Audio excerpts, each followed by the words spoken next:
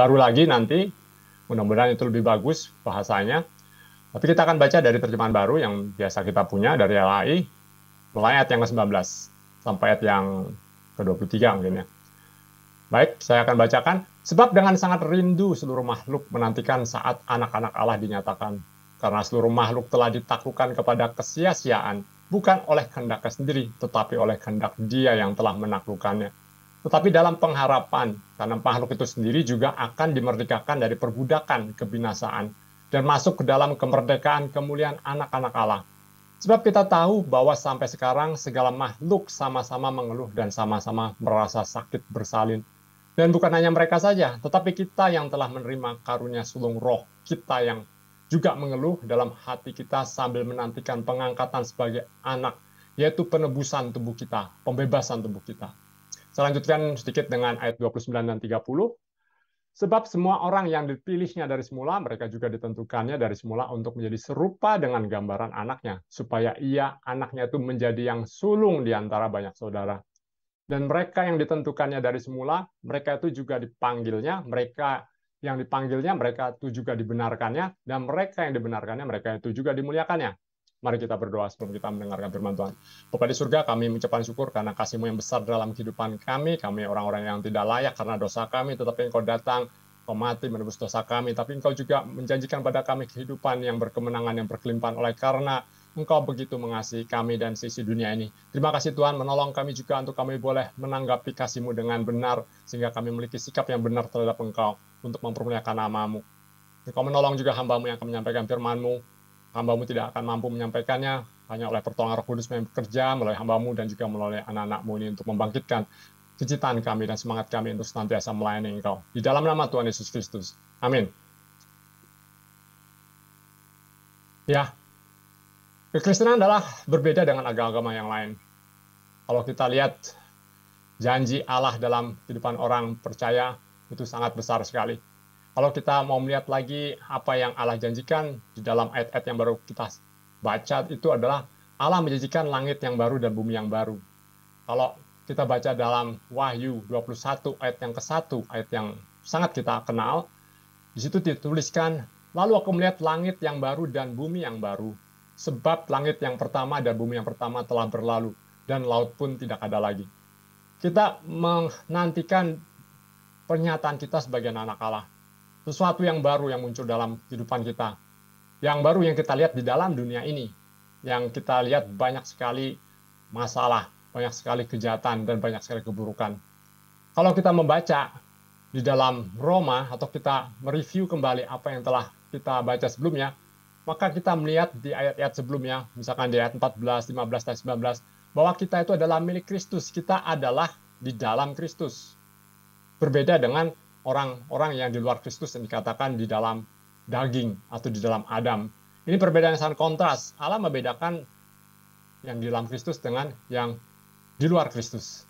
Dan jika kita ada di dalam Kristus, maka kita adalah anak-anak Allah. Kita sudah melihat betapa mulianya kita bisa dianggap anak-anak Allah. Kita bangga menjadi anak orang terkenal atau diangkat anak orang-orang terkenal. Tapi jadi anak-anak Allah itu harusnya suatu privilege yang harus selalu kita syukuri dan harus kita sadari.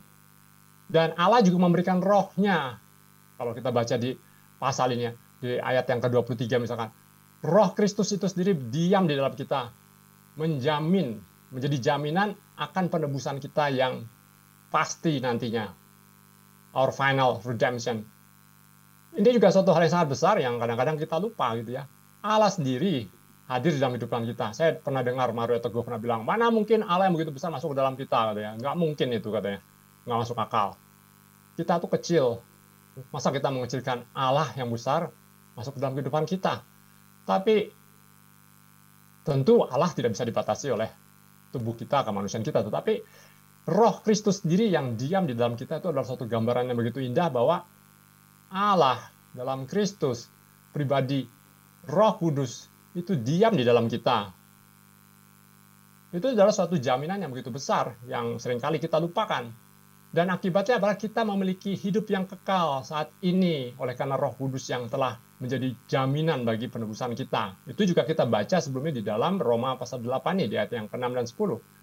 Kalau kita baca juga misalkan di kata-kata Yesus di dalam Injil Yohanes, misalkan dia berkata, misalkan Yohanes 5 ayat yang ke-24, di situ tertulis, sesungguhnya barang siapa mendengar perkataanku dan percaya kepada Dia yang mengutus aku, yaitu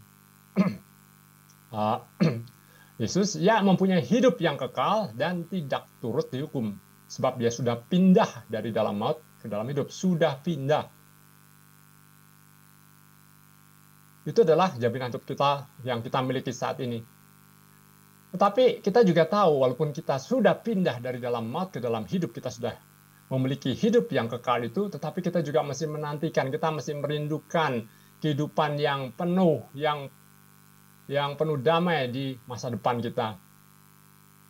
Itu adalah fakta kehidupan kita. Dalam bahasa teologisnya disebut already and not yet. Sudah dan belum. Sudah ya, belum, tapi juga konsumasi, istilahnya kelengkapan keseluruhannya itu pasti akan kita terima, tetapi kita sedang dalam proses seperti itu. Tapi apakah kita sudah menerimanya? Kita bisa katakan sudah, tetapi juga belum. Jadi bukan sudah atau, tapi sudah dan belum, dua-dua sekaligus. Nah, kalau kita baca tadi di ayat yang barusan kita baca di ayat yang ke-23 ditulis, dan bukan hanya mereka saja, tapi kita yang telah menerima. Kita telah menerima karunia sulung roh, kita mengeluh dalam hati kita groaning, kita mengerang, lebih tepatnya mungkin mengeluh, bahasanya seringkali dikatakan ngomel. Ini bukan ngomel tapi lebih kepada mengeluh dalam arti mengerang, merintih dalam hati kita sambil menantikan pengangkatan sebagai anak, yaitu pembebasan tubuh kita. Bahasa lain pembebasan lebih tepat mungkin redemption atau penebusan tubuh kita. Kristus menebus kita dari dosa, dan Kristus juga menebus tubuh kita yang fana ini. Jadi apakah tujuan hidup kita? Itu yang kita perlu selalu ingat, apa menjadi tujuan hidup manusia. Kalau saya mengajar kepada mahasiswa, biasanya yang pertama kali diajarkan itu yang paling penting dalam hidup, dalam penting dalam kuliah ini, dalam penting dalam segala hal, itu ada 5 hal. Selalu gitu ya. Demikian juga dulu guru saya mengajarkan hal yang sama begitu ya.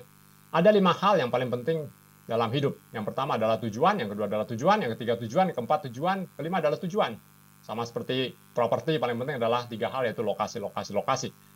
Tujuan itu sangat penting, karena kalau tujuannya kita tidak tepat, maka pasti semuanya akan menjadi tidak tepat. Kita salah artikan segala sesuatunya. Tujuan kita apa sih?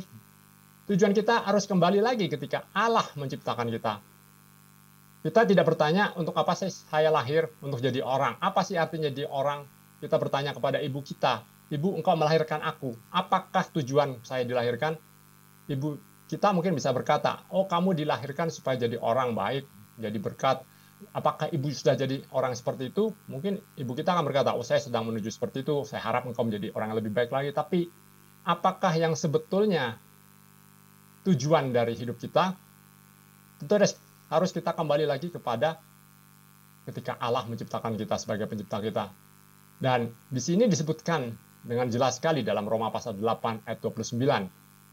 Kristus, yaitu Allah sendiri yang mendefinisikannya, yaitu supaya orang yang dipilih dari semula, mereka juga ditentukannya dari semula untuk menjadi serupa dengan gambaran anaknya.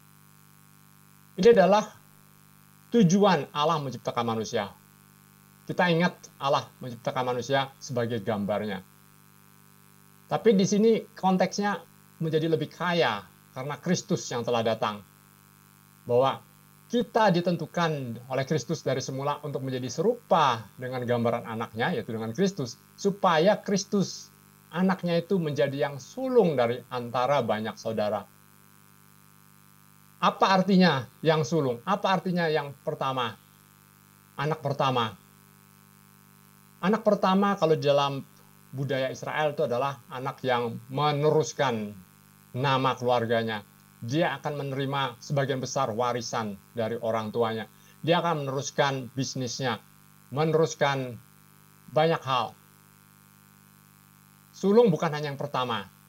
Sulung memiliki banyak hal lain yang berkaitan dengan istilah sulung di sini. Ketika dikatakan bahwa Kristus adalah menjadi yang sulung di antara banyak saudara, betul, Kristus adalah yang pertama. tetapi dia juga menjadi contoh, teladan, pola, model, sehingga kita bisa mengikuti, bisa menyesuaikan, kita bisa menjadi punya teladan, contoh hidup kita. Kita tidak bisa meneladani pendeta, kita tidak bisa meneladani orang tua kita.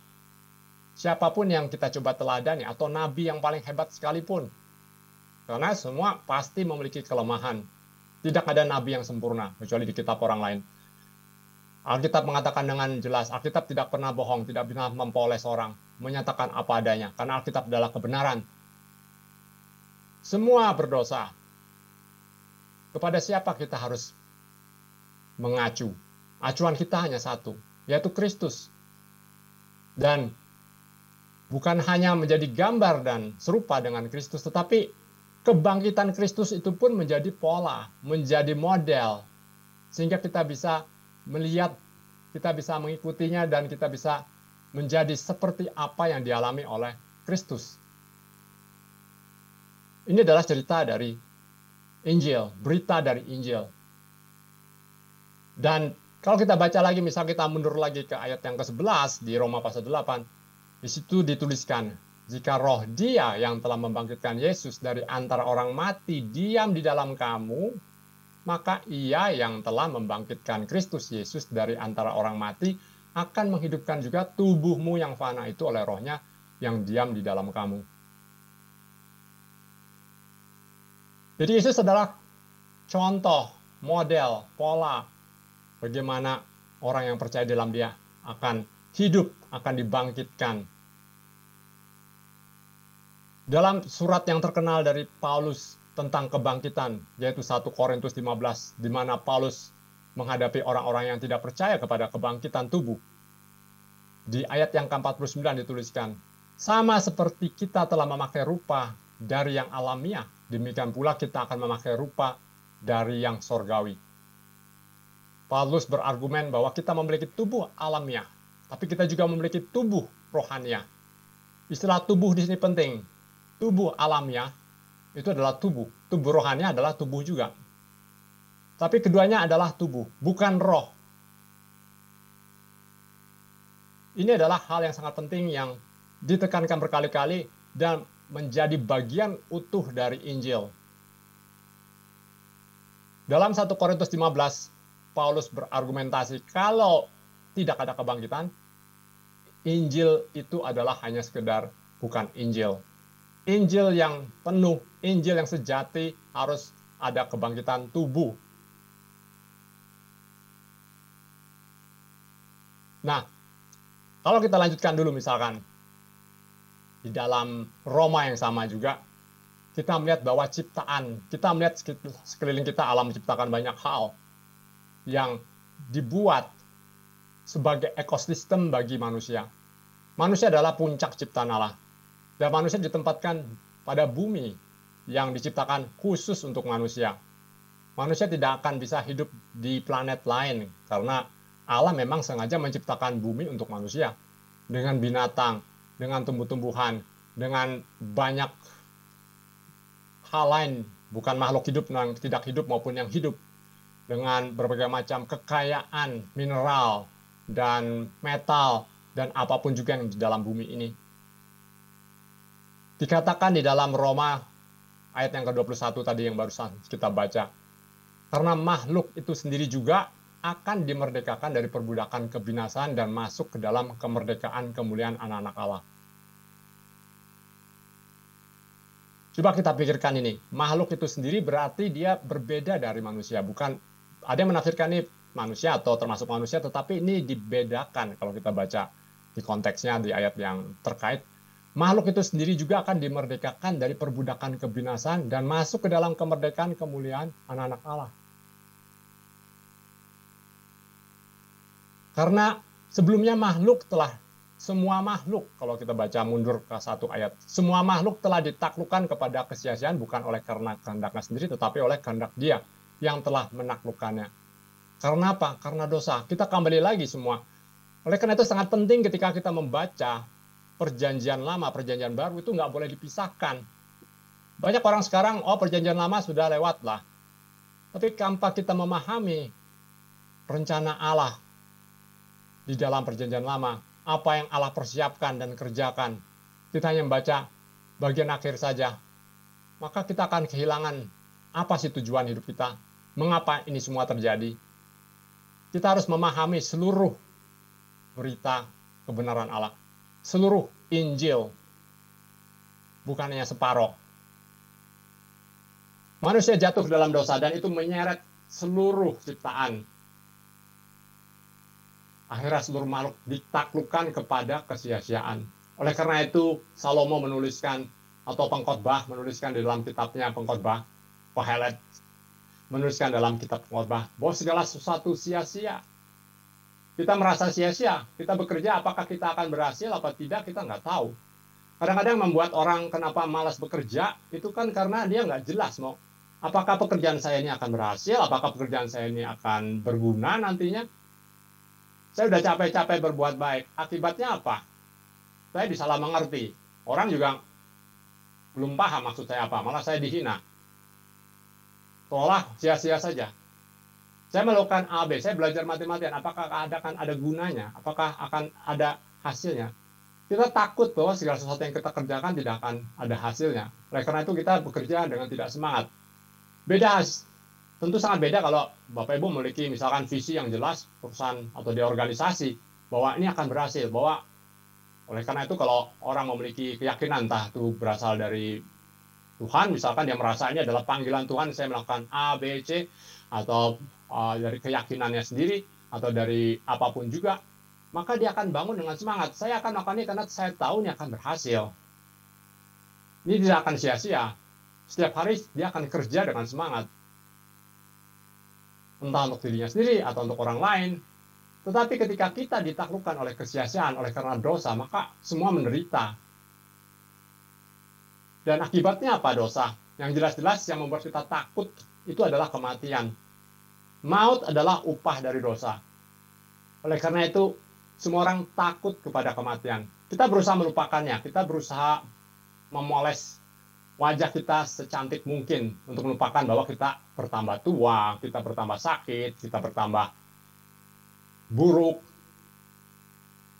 Kita tunda pikiran itu sampai detik-detik terakhir. Sekarang mungkin kita lebih sadar akan hal ini karena COVID ada di mana-mana. Sekarang ada masalah lagi, gagal ginjal. Ibu-ibu banyak yang sangat ketakutan yang punya anak sangat kecil karena nggak tahu kenapa ini bisa terjadi. Apakah anakku bakal mengalami hal yang sama? Kita hidup di dalam ketakutan. Itu adalah kutuk dari dosa. Hidup dalam ketakutan. Oleh karena itu orang bertanya-tanya, apakah lebih baik kita tetap mencoba menghibur diri kita, melupakannya, kita berusaha membuat lebih hidup dengan berbagai macam cara untuk memaksimalkan hidup kita selama di dunia ini, kata iklan rokok itu. Tapi tujuannya apa? Ya udah, daripada nanti kita menderita, hidup kita juga akan mati, ya sudah kita coba enjoy saja hidup kita.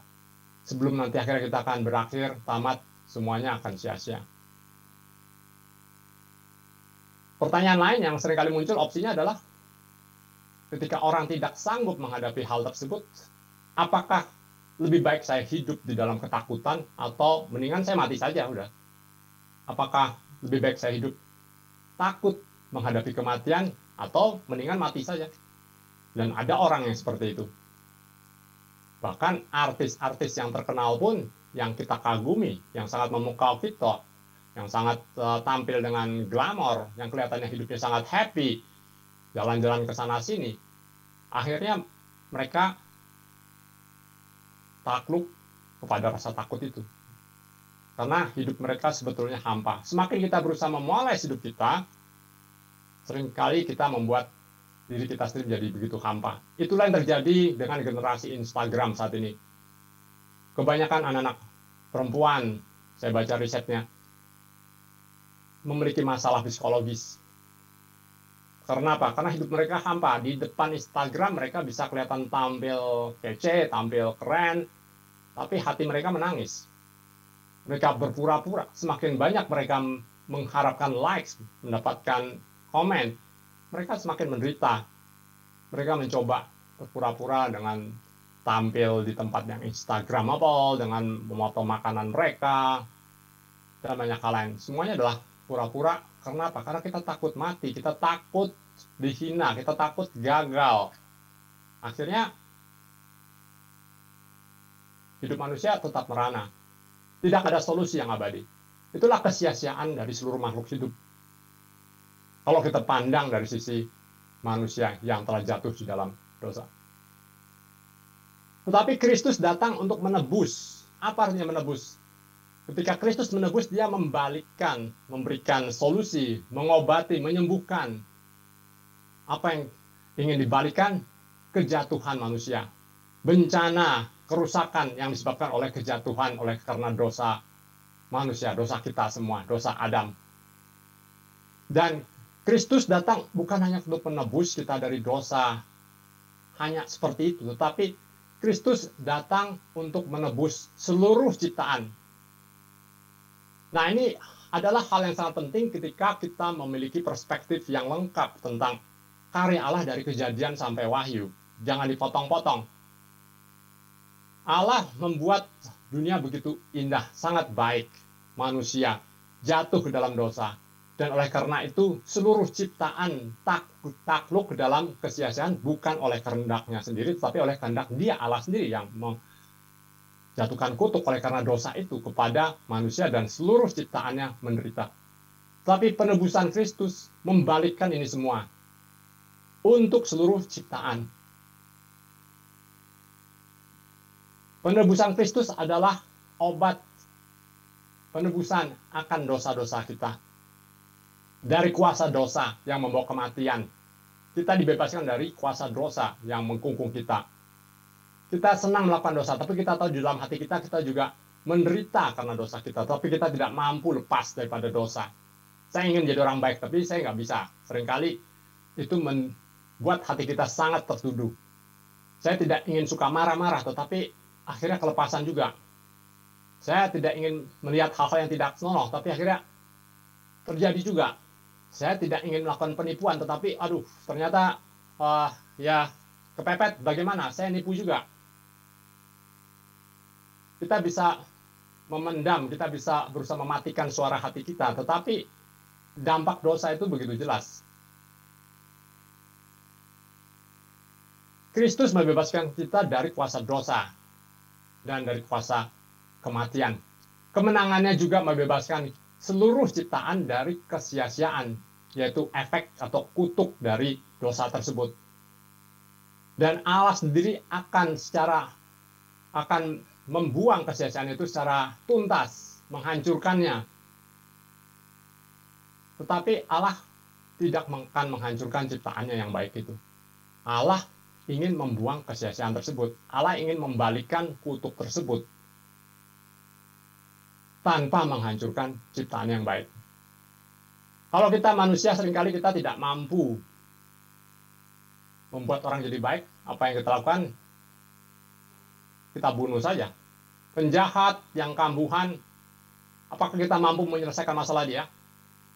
Di penjara, apakah menyelesaikan masalah dia? Apakah dia akan jadi orang baik? Mungkin.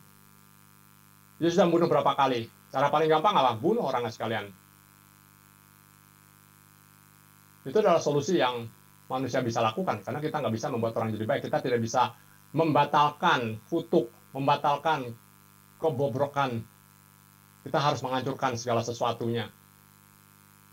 Tapi Allah tidak seperti itu. Inilah perbedaan antara pengharapan yang ada di dalam Injil, di dalam Alkitab, dengan apa yang diajarkan oleh dunia. Dunia mengajarkan materialisme, bahwa segala sesuatu ya sudah seperti ini, nggak ada dosa itu. Ya ada kejahatan, memang ada kejahatan, ada penderitaan, dan dulunya memang seperti itu. Tidak ada yang aneh. Gitu ya. Itulah hidup. Kita harus terima. Apakah kejatuhan itu ada? Tidak ada. Dosa tidak ada. Nah ini yang dipercaya, yang disebutkan juga dalam surat Petrus, yang dikatakan bahwa ada orang-orang yang berkata bahwa segala sesuatunya sudah seperti itu kok dari dulu. Nggak ada yang aneh kok, memang beginilah hidup ini. Kita hadapi saja, kita harus berani lah. Inilah prinsip yang dianut oleh orang eksistensialis yang seringkali banyak mempengaruhi kekristenan modern saat ini. Bahwa esensi itu setelah eksistensi. Artinya eksistensi itu mendahului esensi. Artinya kita udah ada seperti ini, oke, kita hadapi, kita pikirkan gimana caranya. Kalau lu nggak sanggup hidup, ya salah lu aja begitu ya. Inilah eksistensi kita. Kita nggak tahu kita dari mana, kita nggak tahu kita mau kemana.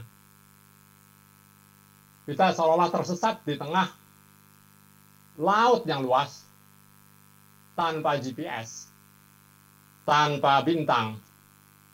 Apa yang kita lihat? Nggak tahu. Kalau lu mau begitu terus meratapi nasib, silakan. Tapi kita harus berani menghadapi nasib, kita tentukan tujuan kita. Inilah eksistensialisme. Dalam eksistensialisme seperti ini, dalam materialisme seperti ini, tentu tidak ada pengharapan untuk membuang kejahatan. Kejahatan yang kita harus hadapi. Nah, ajaran Alkitab, berita pengharapan Injil itu juga berbeda dengan orang-orang Kristen yang banyak menganut apa yang disebut, atau orang-orang yang spiritual yang mengatakan kita melarikan diri, escapism ya. Pada suatu saat nanti kita akan escape, lari. Ini mirip seperti materialisme tadi ya, materialisme. Nah, pengaruh ini banyak tentunya dipengaruhi oleh hal ini, banyak masuk ke dalam kehidupan orang Kristen, khususnya oleh pengaruh filsafat Yunani, khususnya Plato. Saya sudah seringkali menyebutkan mengenai Platonisme. Platonisme itu memisahkan bahwa tubuh kita itu adalah buruk. Bahwa daging material, segala sesuatu yang material itu buruk. Evil, jahat. Yang bagus itu adalah ide kita, roh kita, mungkin kalau bahasa kita ya. Itu yang sempurna. Oleh karena itu tidak mungkin Yesus Allah datang menjadi manusia. Itu tidak mungkin, karena tubuh manusia itu adalah buruk. Semua yang dialami buruk. Semua yang material itu buruk. Oleh karena itu kita membaca di dalam surat-surat Yohanes atau Petrus itu bagaimana para rasul ini menentang ajaran-ajaran yang seperti ini, bahwa Kristus tidak datang sebagai manusia. Kenapa mereka tidak mau percaya Kristus datang sebagai manusia? Karena bagi mereka, karena pengaruh dari filsafat Yunani ini, Platonisme ini, segala yang material itu buruk. Nggak mungkin Allah yang begitu kudus dan suci itu menjadi manusia yang material. Yesus datang betul, tapi dia terlihat seperti memiliki tubuh manusia, tetapi sebetulnya tidak. Nah, ini yang ditentang, yang disebut dengan antikris. Nah, pengaruh ini mungkin tanpa sadar masuk ke dalam beberapa agama. Sebagai contoh, agama saudara sepupu kita. Ya, saudara sepupu kalian tahu. Bapak Ibu tahu semua. Saudara sepupu kita berkata bahwa manusia itu dibuang ke bumi sebagai hukuman. Bumi itu berarti bukan suatu hal yang baik. Beda dengan kekristenan yang memang bumi diciptakan dengan baik. Indah. Dan pengaruh ini juga muncul ke dalam ajaran Kristen yang belakangan, yang mungkin udah agak lama, tapi yang disebut dengan trikotomi. Trikotomi itu memisahkan manusia menjadi 3 bagian, yaitu ada tubuh, jiwa, dan roh. Jadi manusia itu terpisah-pisah, ada tubuh, jiwa, dan roh. Mungkin dasarnya adalah 1 Tesalonika, tapi 1 Tesalonika tidak mengajarkan sebetulnya konsep trikotomi ini, yang mungkin banyak diambil, mungkin itu sekedar hanya menjelaskan dengan bahasa-bahasa yang berbeda, tubuh, jiwa, roh. Trikotomi mungkin banyak terpengaruh oleh filsafat Yunani juga yang mengajarkan trikotomi. Manusia itu ada 3, tubuh, jiwa, roh. Alkitab tidak pernah mengajarkan itu. Manusia itu tidak bisa dipisah-pisahkan. Saya pernah dengar pengajaran mengatakan bahwa kita ditebus, bahwa tubuh kita masih berdosa, tapi roh kita sudah sempurna. Ini adalah contoh pengajaran trikotomi. Ajaran kekristenan yang disebut dengan dikotomi, itu berdasarkan Alkitab, itu tidak memisahkan. Manusia itu nggak bisa dipisahkan. Itu yang disebut dengan dikotomi. Manusia itu adalah satu kesatuan. Satu kesatuan yang utuh. Manusia kalau cuma roh saja bukan manusia. Tubuh saja yang mati adalah tanah saja. Manusia adalah kesatuan. Ada 2 aspek. Manusia begitu kompleks. Tapi kita bisa melihat ada 2 aspek, yaitu aspek jasmani dan aspek rohani. Itu disebutnya dikotomi. Jadi kita memiliki dua aspek sama seperti mata uang yang memiliki dua sisi. Kita nggak bisa memisahkan sisi kanan dan sisi kiri gitu ya. Itu tidak akan menjadikan dia koin. Kita memiliki dua aspek, tapi itu adalah satu kesatuan. Tidak bisa dipisah-pisahkan. Kalau kita bayangkan siapakah si manusia itu, siapakah saya itu? Saya ini ya saya dengan bentuk wajah saya seperti ini, dengan tangan saya seperti ini, dengan jenis kelamin saya seperti ini. Itu adalah saya. Dan Allah ketika Allah menciptakan seluruh ciptaannya, Allah berfirman, kun fayakun, semua jadi. Tetapi ketika Allah menciptakan manusia, itu adalah masterpiece-nya Allah. Apa yang Allah lakukan? Allah tidak menghembuskan, hush, jadilah roh manusia. Tidak. Allah menggunakan tangannya dalam tanda kutip. Dia membentuk manusia dari tanah dengan tangannya sendiri. Menjadi makhluk yang kita sebut Adam, artinya manusia. Ini adalah karya Allah. Inilah manusia. Kalau kita kembali kepada kejadian. Lalu Allah memberikan kehidupan dengan bernapas. Itu adalah satu kesatuan. Nggak bisa dipisah. Dan Allah berkata, seluruh ciptanya baik. Dia katakan, sangat baik. Tidak ada yang jelek dari dunia material. Karena Allah yang menciptakan. Tidak ada yang jelek dari tubuh manusia, karena Allah yang menciptakan. Manusia tidak bisa dipisahkan aspek rohaninya dengan aspek jasmanianya. Itu adalah satu kesatuan. Kita bukan malaikat. Malaikat adalah roh. Kita adalah manusia. Nah, escapism ini yang mungkin baru muncul banyak itu di abad ke-19 ya, kalau tidak salah. Itu muncul dengan satu pengajaran yang disebut dengan rapture, pengangkatan. Pengangkatan itu adalah pengajaran yang, kalau nggak saya lupa siapa namanya yang pertama kali mengemukakan, tapi dia sangat terkenal karena ada novel yang dituliskan oleh Hal Lindsey, judulnya apa ya? Saya lupa. The Late Planet Earth itu kalau nggak salah, dan juga dibuat film. Sehingga dia banyak diterima oleh orang-orang Kristen. Tetapi apakah betul Alkitab mengajarkan rapture? Kalau kita cari ayatnya sebenarnya tidak ada. Rapture itu artinya ketika suatu saat nanti akan ada penganiayaan yang besar, maka orang Kristen diangkat keluar dari bumi. Nah, kalau kita mau tanya mana ayat yang mendukung itu, mereka pasti bilang tidak tahu gitu ya. Paling mereka akan memberikan 1 Tesalonika 4, 16, dan 17 yang mengatakan bahwa kita diangkat di udara bertemu Yesus. Ya. Tapi apa artinya diangkat di udara? Kalau kita lihat di dalam konteksnya orang-orang Romawi pada waktu itu. Orang Romawi pada waktu itu mereka sering berperang tentaranya. Mereka mengalahkan salah satunya daerah Yudea, mengalahkan daerah-daerah lain. Dan ketika mereka berhasil menang pasukannya, maka mereka akan kembali. Dan saat mereka kembali, mereka akan berkemah di luar kota Roma. Di luar kota Roma. Dan mereka akan mengirim utusan kepada pimpinan kota, kepada senat di dalam kota Roma tersebut, bahwa kita telah berhasil mengalahkan suku ini, kita berhasil mengalahkan bangsa ini, dan kita akan masuk ke dalam kota. Lalu apa yang dilakukan? Senat dan pimpinan kota tersebut, kota Roma, akan mempersiapkan segala sesuatu untuk menyambut pasukan ini. Mereka akan mungkin dikasih parfum supaya wangi, gitu ya, terus dikasih hiasan-hiasan, kembang-kembang, dan mempersiapkan segala sesuatunya. Lalu apa yang mereka lakukan? Rakyat akan keluar menemui pasukan itu di dalam campingnya di batas kota. Karena apa?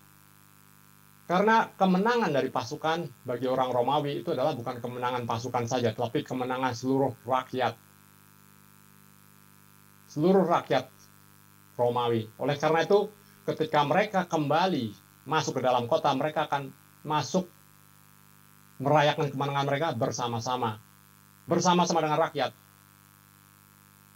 Nah, gambaran inilah yang diberikan di dalam 1 Tesalonika 4 ayat 16 dan 17, bahwa kita bertemu Yesus di udara, on the air kan dikatakan, dan kita akan kembali merayakan kemenangan bersama-sama dengan Kristus. Ini adalah suatu hal yang sangat indah sekali. Kalau kita bayangkan ya, kita yang bukan apa-apa, tapi kita mendapat bagian bersama dengan Kristus merayakan kemenangannya, menyatakan kemuliaannya kepada para musuh kita.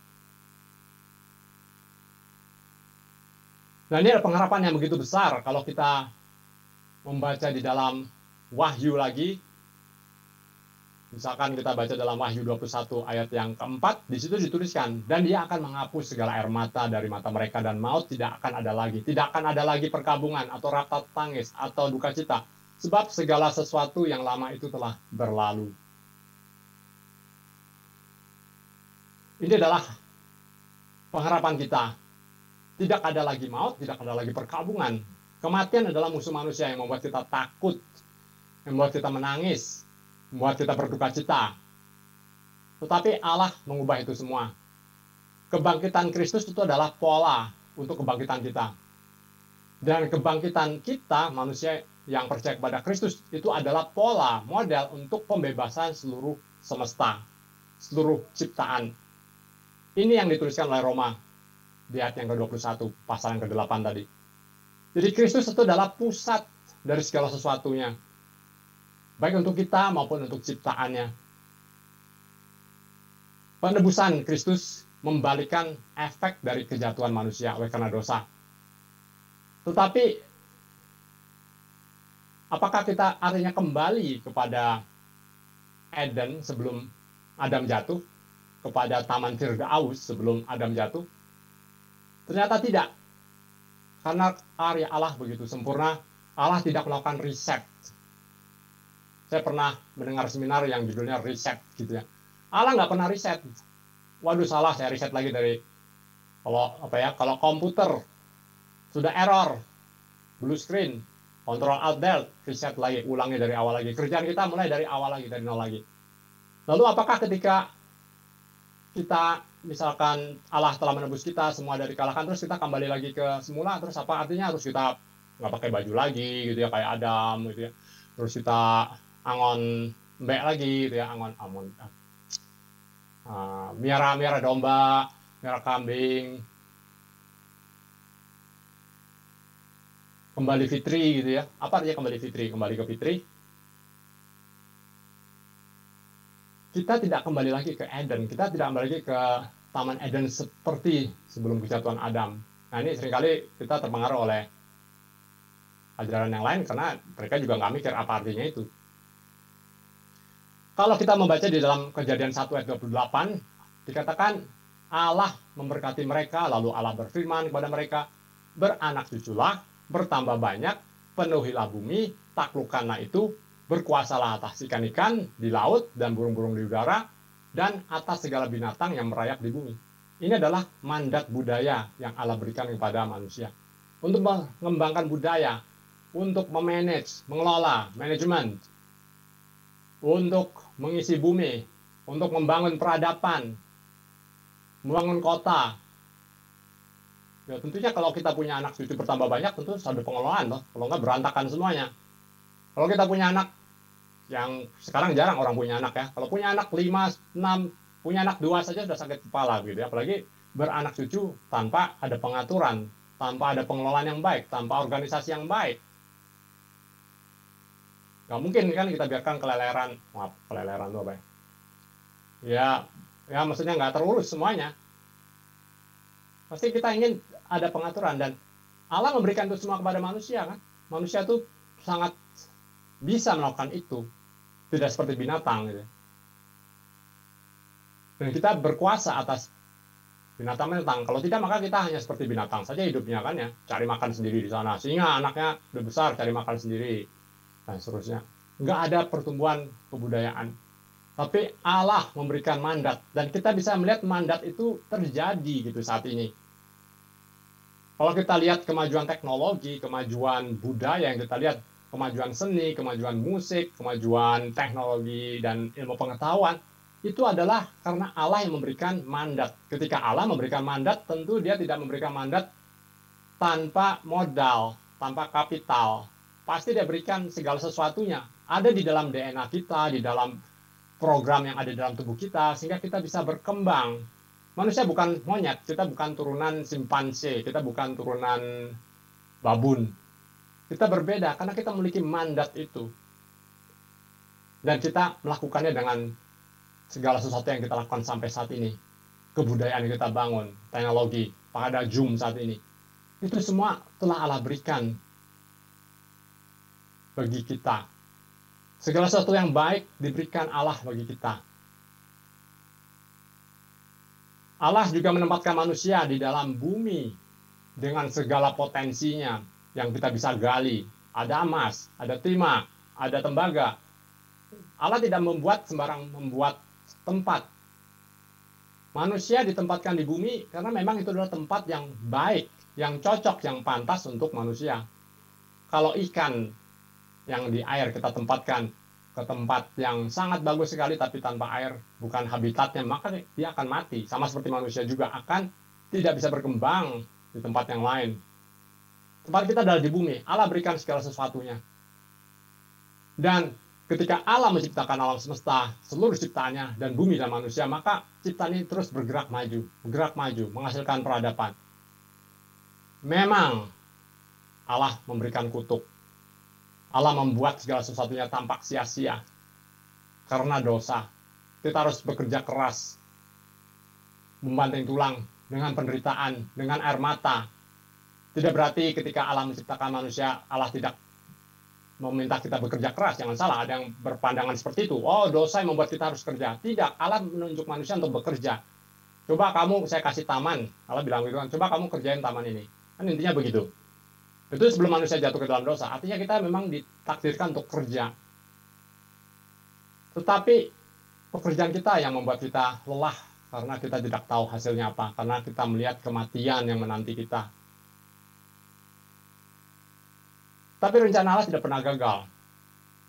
Dan kita tidak bisa mengakali Tuhan.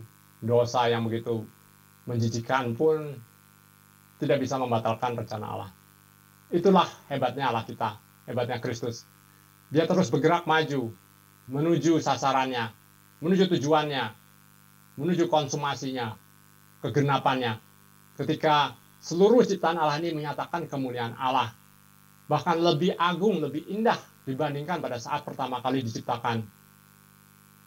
Pada awalnya ada Adam dan Hawa, gambar Allah. Tapi pada akhirnya, Kristus adalah Adam yang kedua. Dan kita adalah Hawa. Kita adalah pengantinnya, pengantin Kristus, yaitu gereja. Ini adalah gambaran sangat indah bahwa rencana Allah tidak pernah gagal. Allah menciptakan manusia dan segala ciptaannya dengan sangat baik, tetapi kegenapannya nanti itu jauh lebih baik, jauh penuh dengan kebaikan, sangat baik. Dan Allah telah menjamin akan hal ini melalui kebangkitan Kristus. Dan mengirimkan rohnya itu sebagai buah sulung bagi kita.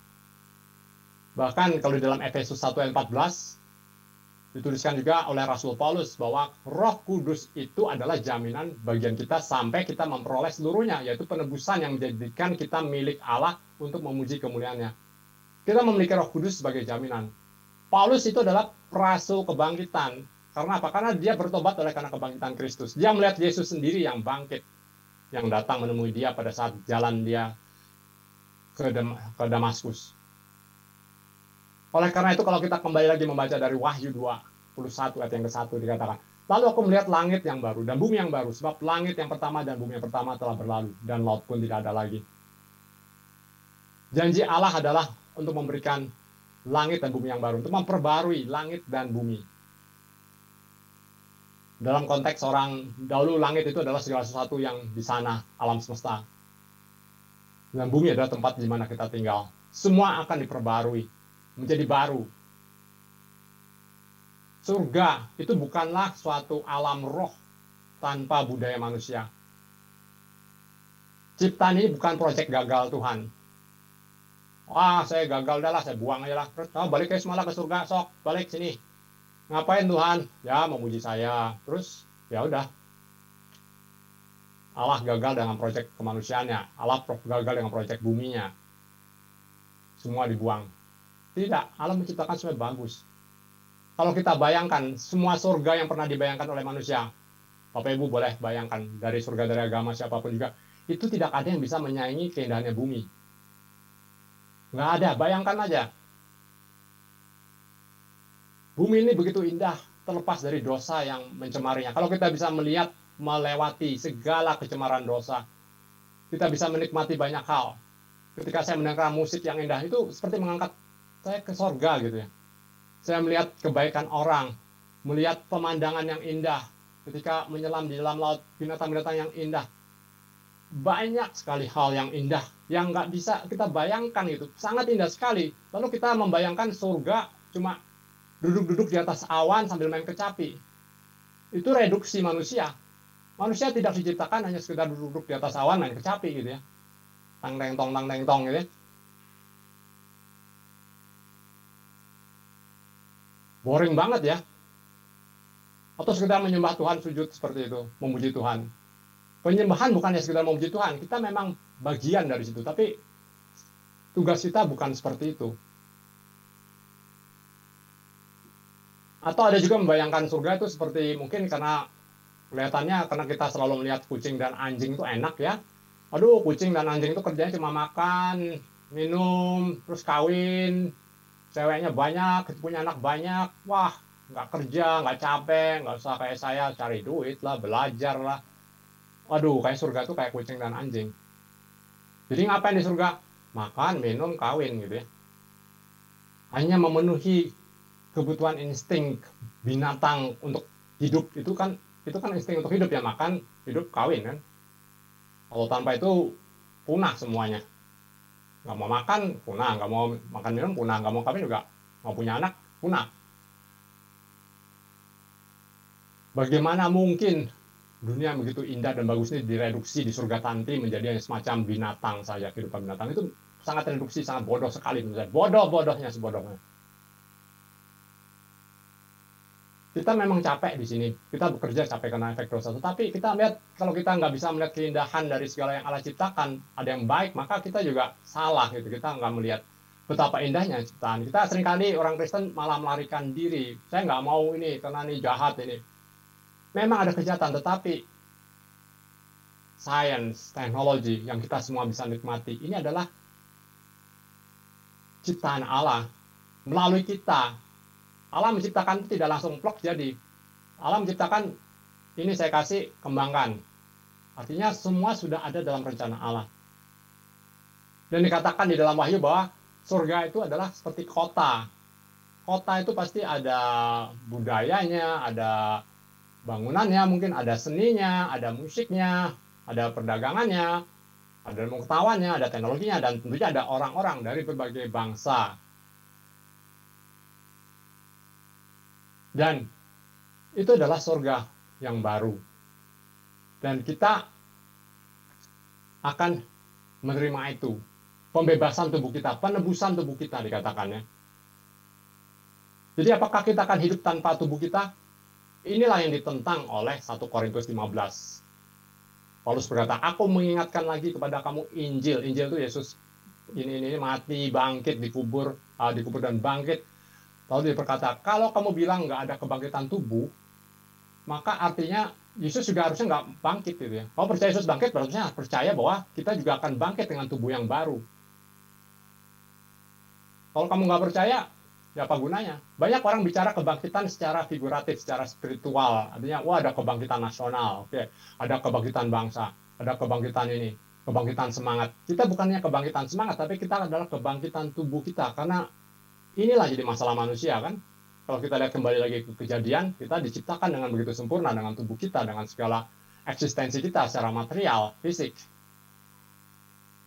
Kebangkitan Kristus itu kebangkitan tubuh, bukan kebangkitan penampakan.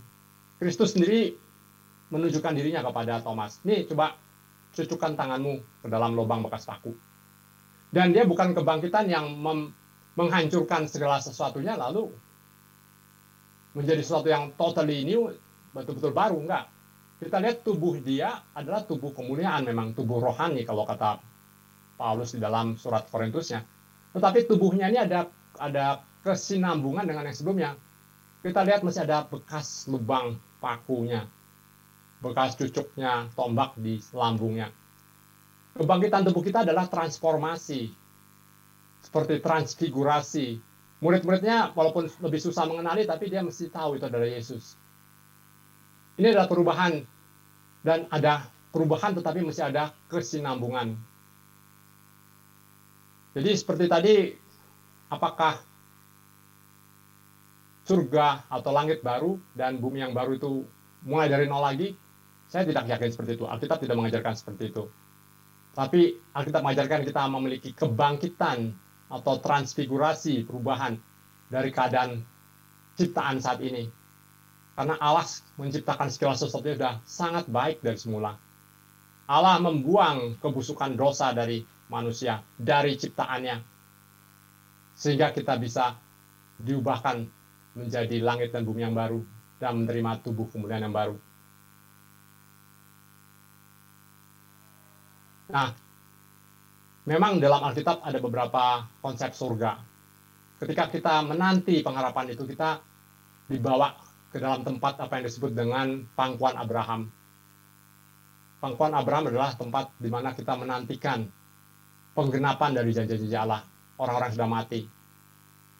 Bapak Ibu bisa baca di surat Korintus juga pembahasan mengenai hal ini.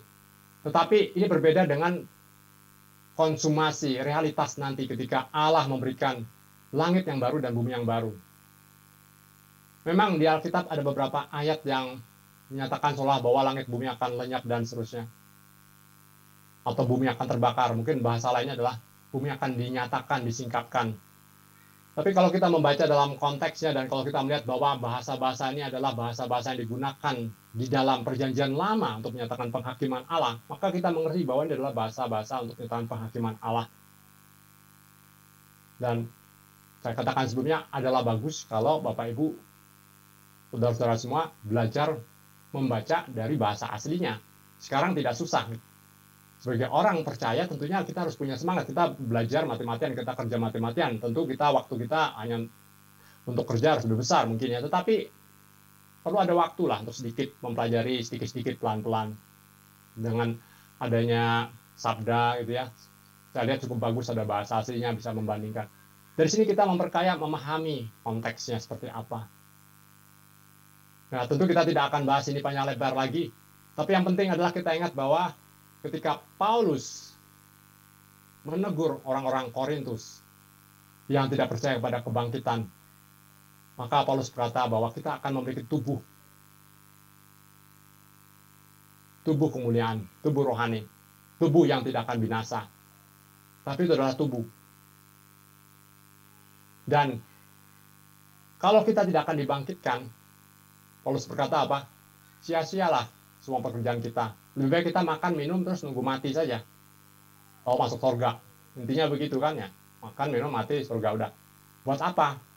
Dan kadang-kadang sikap itu yang kita ambil kan beberapa orang Kristen memiliki sifat seperti itu. Ngapain kita bangun jembatan? Saya pernah dengar sendiri ada hamba Tuhan bilang begitu. Ngapain kalau itu yang bergumul ya? Karena bergumul karena dia dididik seperti itu. Ngapain saya kerja kalau bangun jembatan nanti suatu saat jembatannya juga akan musnah. Ngapain saya kerja ini itu nanti semua akan dibinasakan. Tetapi Allah mengasihi dunia ini. Dia menciptakannya dengan begitu indah. Dia ingin menebusnya. Bukan membinasakan dengan membuangnya. Allah yang menebus isi dunia ini. Menebus dari dosa, dari kecemaran, dari pelanggaran, dari kebusukan, dari kesia-siaan. Oleh karena itu, di akhir dari 1 Korintus 15, ketika Rasul Paulus bercerita mengenai kebangkitan, dia berkata, ayat yang sangat terkenal, karena itu saudara-saudaraku yang kekasih, berdirilah teguh, jangan goyah, giatlah selalu dalam pekerjaan Tuhan, sebab kamu tahu bahwa dalam persekutuan dengan Tuhan, jeripayahmu tidak sia-sia. Ini adalah satu pengharapan kita, bahwa segala sesuatu yang kita kerjakan itu tidak akan sia-sia. Mungkin sekarang belum terlihat, tapi tidak akan sia-sia. Oleh karena itu kita harus giat bekerja. Bukan setengah hati. Orang Kristen itu harusnya adalah orang yang menjadi teladan di tempat kerja. di sekolah, di lingkungan, untuk mengembangkan kebudayaan, untuk menjadi berkat bagi masyarakat. Karena kita tahu, jerih payah kita itu tidak akan sia-sia. Tuhan akan memperbaruinya, bukan membuangnya. Tuhan akan memperbaruinya di dalam langit baru dan bumi yang baru. Kita tidak takut mati. Kita bekerja bukan karena takut mati. Bukan karena takut miskin. Bukan karena takut gagal. Bukan karena takut tidak dianggap oleh orang lain. Kita bekerja karena kita memiliki pengharapan. Pengharapan yang kekal di dalam Kristus. Nah, ini adalah berita yang tidak ada di tempat lain. Agama, kalau tidak ada kebangkitan, bukan agama. Itu adalah agama yang mati. Omong kosong, dia ngomong segala sesuatu yang baik, kita juga bisa lihat bahwa ajaran-ajaran baik bisa dilihat di agama manapun juga. Tapi tanpa kebangkitan, tidak ada bukti apapun juga. Tidak bisa mengalahkan masalah terbesar manusia, yaitu kematian karena dosa. Itulah masalah terbesar. Kalau nabi-nabi hebat, cukup banyak dari dahulu. Musa dan nabi yang hebat. Tidak ada yang mengalahkan. Siapa yang bisa mengalahkan Musa? Kebanggaannya orang Yahudi. Nabi yang mana? Nabi yang saudara-saudara kita sepupu? Jauh. Tapi Musa juga mati. Apakah Musa bisa membebaskan bangsa Israel? Iya, dari Mesir. Tapi setelah itu Musa sudah membuatkan mereka akan berbuat dosa, mereka akan diasingkan karena dosa-dosa mereka. Raja Daud, dia sendiri punya banyak masalah. Siapa? Tidak ada. Kita sudah tidak butuh lagi banyak nasihat. Hukum Taurat sudah cukup membawa kita memahami kebenaran Allah, karya Allah yang begitu agung, kekudusan Allah. Dan kalau kita hanya mengandalkan hukum Taurat, mengandalkan nabi-nabi, berbuat baik, berbuat amal, maka kita orang yang sangat kasihan. Agama mana yang kita pilih? Agama tanpa kebangkitan adalah agama yang mati. Hanya Yesus yang bangkit. Itu adalah harapan bagi dunia. Karena itu adalah bukti jelas bahwa Kristus telah mengalahkan kematian, telah menebus dosa-dosa kita. Dan kita memiliki pengharapan yang hidup. Ada banyak nabi, tapi hanya ada satu juru selamat. Dan oleh karena itu kita bersukacita, kita bergembira. Dan kita tetap bekerja semaksimal mungkin. Kita mungkin lelah. Kita mungkin kadang-kadang frustrasi melihat dosa yang mempengaruhi begitu banyak orang. Dan diri kita sendiri, kita berjuang melawan dosa. Tapi seperti Roma katakan, matikanlah dalam dirimu, dalam tubuhmu, perbuatan-perbuatan dosa. Kita tidak patah semangat. Karena kita tahu jerih payah kita tidak sia-sia. Karena roh yang ditempatkan Allah kepada kita. Ini sangat besar sekali ya. Kalau saya nggak tahu bagaimana menekankannya lagi. Tapi kalau kita baca berkali-kali, minta Tuhan tolong supaya kita memiliki pengharapan yang besar ini. Harusnya orang Kristen itu tidak hanya sekedar diam-diam saja menurut saya, menarik diri dalam gereja kita yang nyaman, di dalam lingkungan kita yang sempit. Tapi kita bisa menjadi berkat di lingkungan kita. Kita bisa menjadi orang-orang yang bekerja bukan karena supaya dilihat, tetapi untuk kemuliaan Tuhan. Karena Kristus telah bangkit. Dan ini adalah jaminan keselamatan karena Roh Kudus yang ada dalam kita. Mari kita berdoa. Terima kasih Tuhan, kami tidak tahu bagaimana kami harus mengucapkan syukur karena Engkau begitu besar dalam kehidupan kami. Engkau begitu hebat dan Engkau begitu mulia. Engkau memberikan sesuatu yang baik. Kami boleh menikmati Tuhan keindahan-Mu, persekutuan dengan Engkau, dan juga kami bisa menikmati seluruh alam ciptaan yang Kau berikan pada kami, walaupun kami merasa sedih karena dosa kami dan juga dosa orang-orang ini. Banyak kejahatan yang kami lihat dan banyak penderitaan oleh karena dosa Tuhan. Oleh karena itu kami mengerang, kami Tuhan merintih, kami mohon Tuhan kiranya Engkau nyatakan Tuhan pertolongan kekuatan-Mu, Roh Kudus yang telah berikan pada kami. Kami menantikan Tuhan saat tubuh baru kami dinyatakan, saat kami diadopsi sebagai anak-Mu itu betul-betul satu menjadi realitas kenyataan kehidupan kami, dan hidup kami boleh mempermuliakan nama-Mu.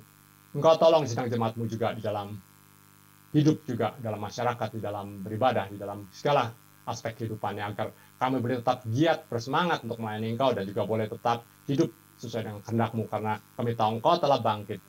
Di dalam nama Tuhan Yesus Kristus, amin. Saya serahkan kembali kepada